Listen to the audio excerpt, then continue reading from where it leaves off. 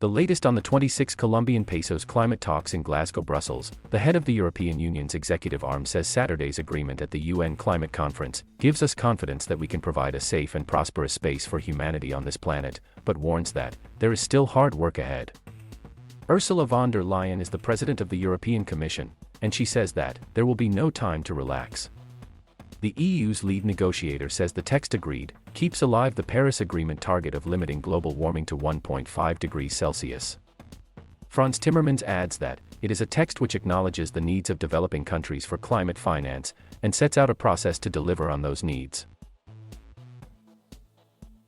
Glasgow, Scotland. U.S. climate envoy John Kerry has expressed support for the draft climate agreement under consideration at the UN summit in Glasgow. Kerry told conference participants on Saturday that while every country would be uncomfortable with some part of a possible deal, we all know the adage of negotiations: you can't let the perfect be the enemy of the good.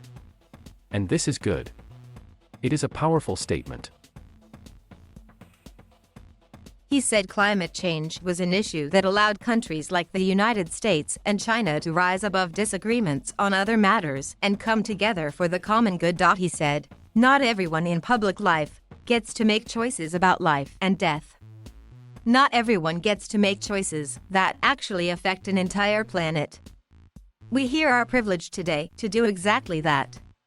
Glasgow, Scotland. India's environment minister sought to block efforts to include references to phasing out coal and fossil fuel subsidies in a deal proposed at this year's UN climate summit. Bhupender Yadav told negotiators on Saturday that there was no consensus on key issues and blamed unsustainable lifestyles and wasteful consumption patterns in rich countries for causing global warming. He said developing countries were entitled to the responsible use of fossil fuels. European Union climate chief Frans Timmermans responded shortly after by warning that negotiators were at risk of stumbling in this marathon a couple of meters before reaching the finish line. "For heaven's sake, don't kill this moment," Timmermans said.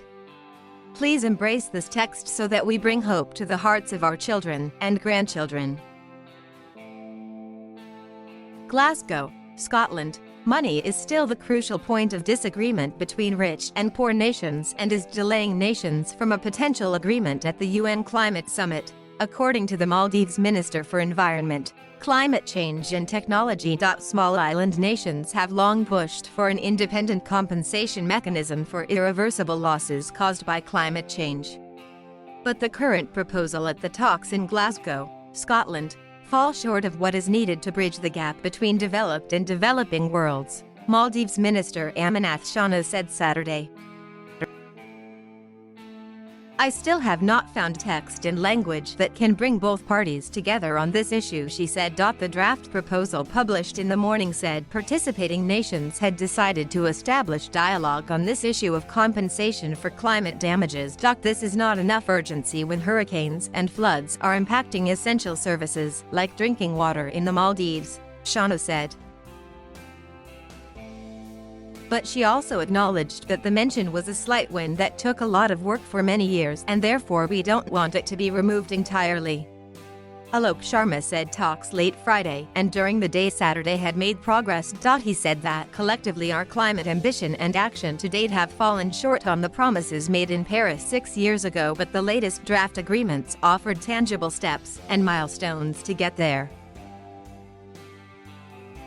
Sharma urged countries to take a short break to formalize the proposals before reconvening later Saturday to pass them. U.S.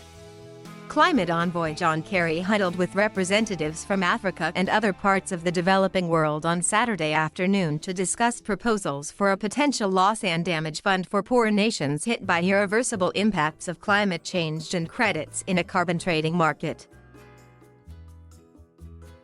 Lee White, the Gabonese forest and climate change minister who chairs the group of African negotiators, told Egyptian representatives afterwards that the last-minute side conference was the first real discussion I've had, in a huddle with John Kerry with lots of people standing around.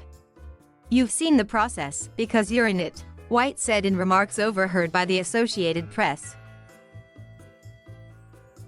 He said that developing nations would likely meet themselves to discuss the draft and whether we can live with the text or not. White says he thinks the process of reaching a final agreement will need to go beyond negotiators and involve ministers. It's now political, he said. Glasgow, Scotland. Last-minute smaller negotiations have delayed the larger group of nations from taking up a potential agreement at the UN climate talks in Glasgow, Scotland. Conference President Alok Sharma vowed that the negotiations will end Saturday afternoon, a day later than scheduled, and result in a balanced package.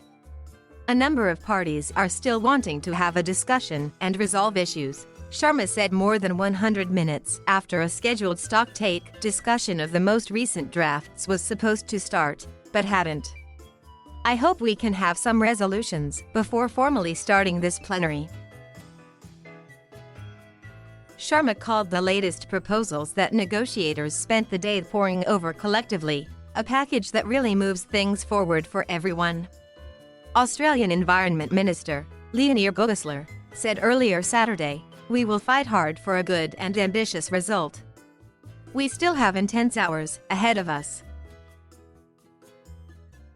This proposed separate fund is one of the crucial stumbling in negotiations, with rich nations opposing it. The non-profit Children's Investment Fund Foundation, the European Climate Foundation, the William and Flora Hewlett Foundation and others are inviting all nations and financial institutions to lend support to the fund.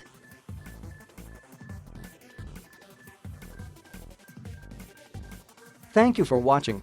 Please subscribe.